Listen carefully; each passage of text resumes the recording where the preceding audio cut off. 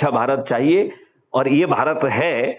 आप यदि एनसीपी से भी पूछ लीजिए कि भैया ऐसा भारत दोगे, यदि वो देंगे तो और भी अच्छा है फिर, राइट। वोट आप उन्हीं को देना। यहां तो अभी वोट वाली बात तो आई नहीं है, अभी तो केवल जुड़ने जुड़ाने की बात आई है। अभी तो वोट की बात नहीं है ना।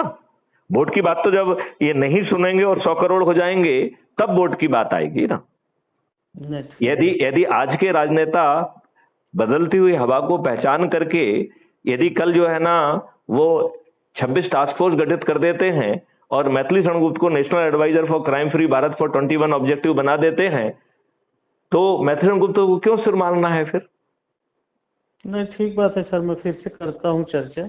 हाँ, अगर राजी होते तो आपसे बात कराऊंगा।